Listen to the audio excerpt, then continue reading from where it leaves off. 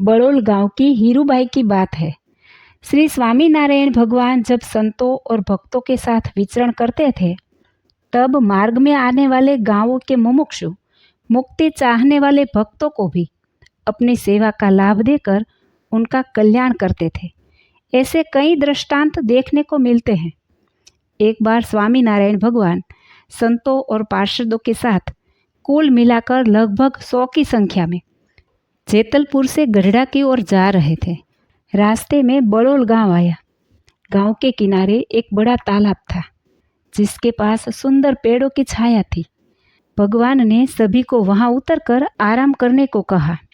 बड़ोल में कई सत्संगी भक्त रहते थे।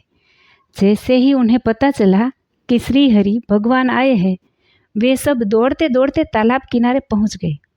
दर्शन करके उन्होंने निवेदन किया, प्रभु, आप सब यहाँ भोजन करने के बाद ही गढ़ड़ा की ओर प्रस्थान कीजिए। महाराज ने कहा, लेकिन हमें आज जल्दी पहुँचना है, फिर कभी। इन्हीं भक्तों में एक बहुत ही प्रेमी सत्संगी बहन थी, हीरूबाई। उन्होंने आगे आकर कहा, प्रभु, आपको मेरी रसोई तो लेनी ही पड़ेगी। श्री हरि ने कहा, हीरूबाई, तुम्हें रसोई के लिए जोर देने की जरूरत नहीं है, क्योंकि तुम्हारे परिवार में तुम ही एकमात्र सत्संगी हो। अगर तुम सेवा न भी दो तो भी हम तुमसे प्रसन्न है। हीरूबाई ने कहा, हाँ प्रभु, हमारे परिवार में मैं ही अकेली सत्संगी हूँ, लेकिन आपकी कृपा से ससुराल में मुझे कोई परेशानी नहीं है। मेरे पति और ससुर भी मुझे दान पुण्य करने में कभी रोका टोकी नहीं करते। आज की रसोई तो मैं अपने पिता द्वारा दिए गए 4000 रुपयों में से कर रही हूँ। कृपया मेरी रसोई स्वीकार कीजिए। हीरूबाई के आग्रह से वहाँ तालाब के किनारे ही रसोई की व्यवस्था की गई और खाना बनाना शुरू हुआ। इस बीच श्रीहरि ने एक और पेड़ की छाया में सभा शुरू की। कुछ समय बाद थाली सजाकर ठाकुर जी का भोग लगाया गया। फिर महाराज भी भोजन के लिए बैठे। महाराज ने भोजन करते हुए हीरूबाई को बुलाकर कहा, हीरूबाई, तुम्हारे प्रेम के जितना ही स्वादिष्ट यह भोजन बना है।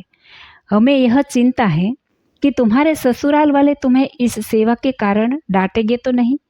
हीरूबाई ने हंसकर कहा, महाराज, आप निश्चिंत रहिए। मेरे पति वैष्णव होते हुए भी मुझे इस सेवा के लिए कोई डांट फटकार नहीं देंगे। महाराज ने भोजन के बाद थाल की प्रसादी हीरूबाई को दी। फिर संतों, पार्षदों और हरिभक्तों को भी भर पेट खिलाया। फिर भी रसोई बच गई। बड़ोल के भक्तों ने पूछा, अब इस बचे हुए भोजन का क्या करें?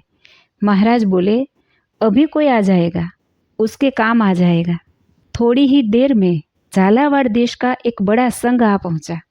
वे श्रीहरि के अचानक दर्शन पाकर अत्यंत प्रसन्न हुए।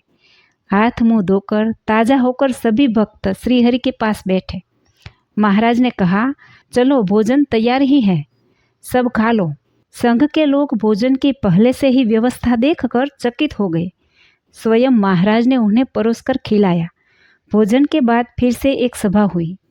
हीरूबाई ने गांव के भक्तों द्वारा श्रीहरि की पूजा करवाई। महाराज ने हीरूबाई की सेवा, श्रद्धा और भावना की खूब प्रशंसा की।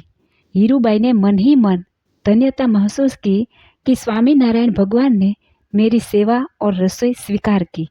जय श्री स्वामीनारायण।